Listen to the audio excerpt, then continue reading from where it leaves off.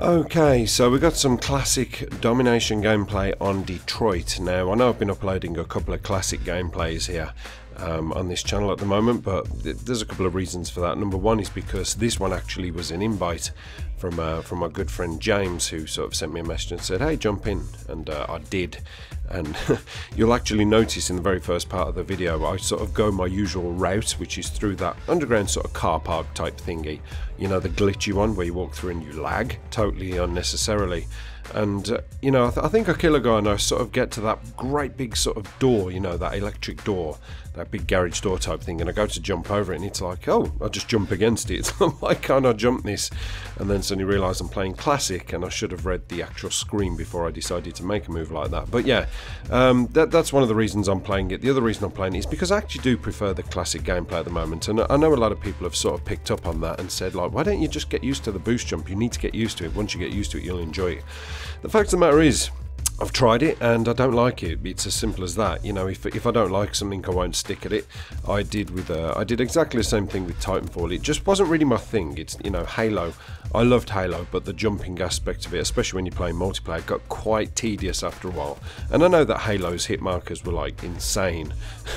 You'd be like putting, I don't know, about 20 different clips in a person before you actually killed him.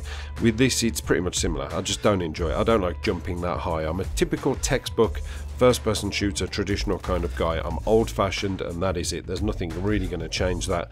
And, you know, I'm hoping with the next Call of Duty, I can't believe I'm even talking about the next Call of Duty, but I'm hoping with the next Call of Duty, because I am going to end up playing it anyway, because that's what I do, I'm just really hoping they're not going to put anything like this in it. It's as simple as that. And that's why I've been sort of going back and playing Battlefield 4 and, you know, older Call of Duties. I don't like the exo jump. It's not my bag, baby. So, moving away from that subject right there, I'm going to talk about the guns. Now, I'm using the AS-M1, I think it's called, or as I like to call it, the AS M1, because, you know, listen, I know that the guns apparently, air quotes, received a patch and a buff lately, you know, sorry, a nerf and a buff, should I say. Yet, you know, I just still don't find these submachine guns that effective, really. I almost think, I said in the last commentary, I said that I almost think it's a bit of a placebo effect that's been added to them. And I found that after the patch that there was a lot of people who'd sort of stepped away from the BAL 27 and started trying to get submachine guns. I did notice that straight away, and it was like, wow, you know, I'm actually getting killed by a variety of shit here. This is good, this is healthy, this feels like how Call of Duty should be.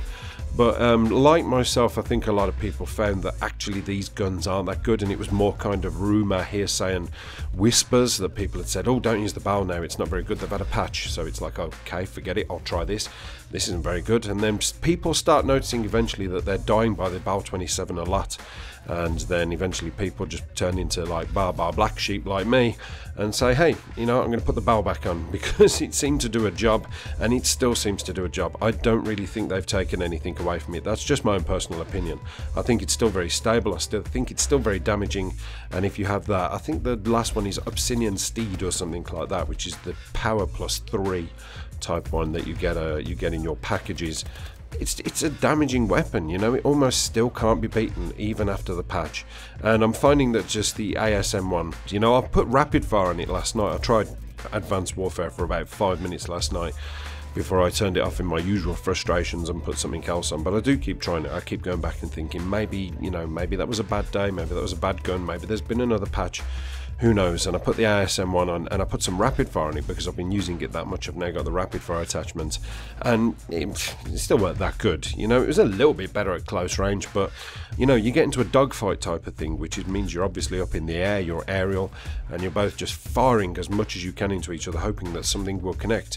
When people are jumping that far away from you, and you've got a submachine gun like this, especially with, you know, rapid fire on it, I don't know, it just doesn't match up to the BAL 27 or the other assault rifles. I just think they're still so much more effective.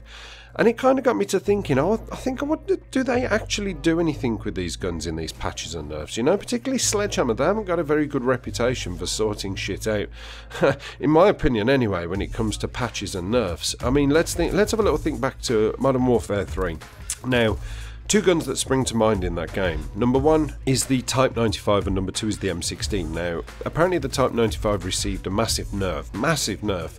You know, people said they're putting rapid fire on the gun and they are just getting absolutely toasted. And I could sort of agree with that. You know, I liked using the Type 95. I like 3-burst guns.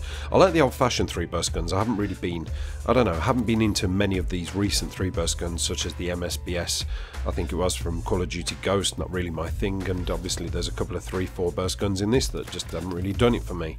I like the 3-burst guns of old, and the Type 95 was one of my favourites, even though it was OP as shit. But I also like the M16, and the problem with the M16 was it was never really that good. It was okay, but there was better guns out there. Obviously the ACR was the one that dominated the battlefield.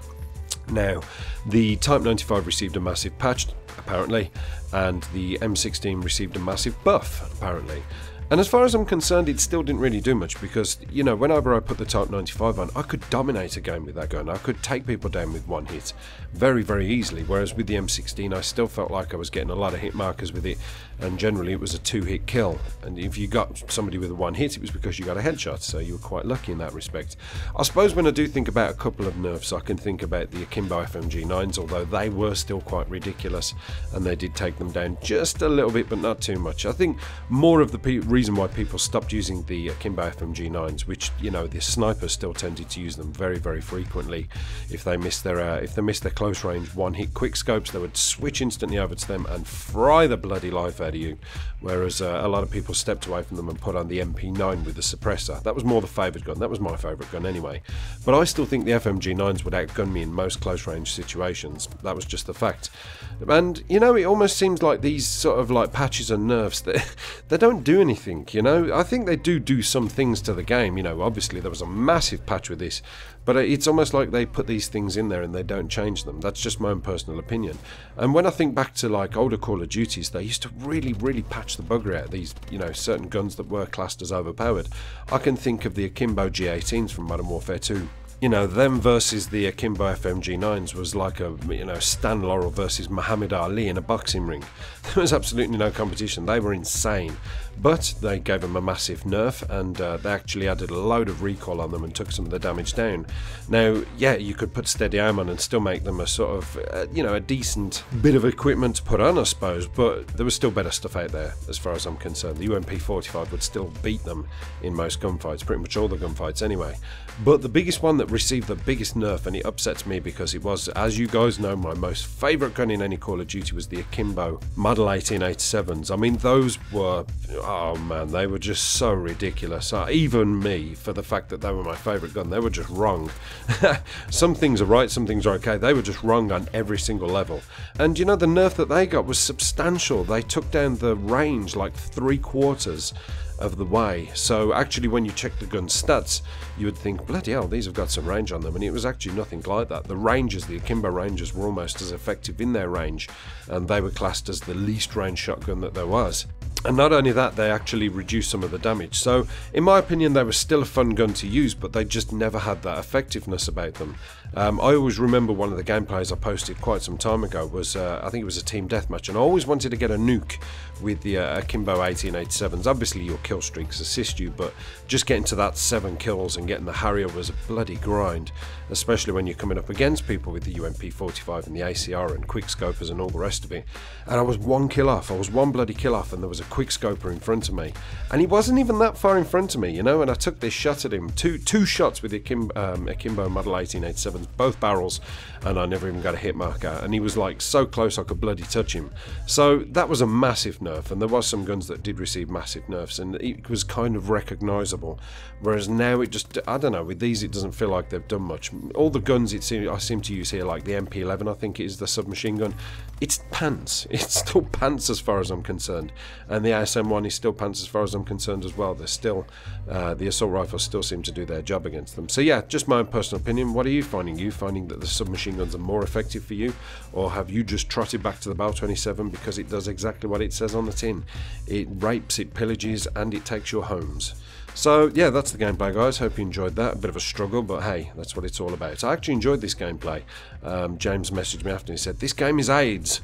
And I was like, I quite enjoyed that, realistically. It was quite fast paced, felt a bit like Black Ops 2 to me. Apocalypse done.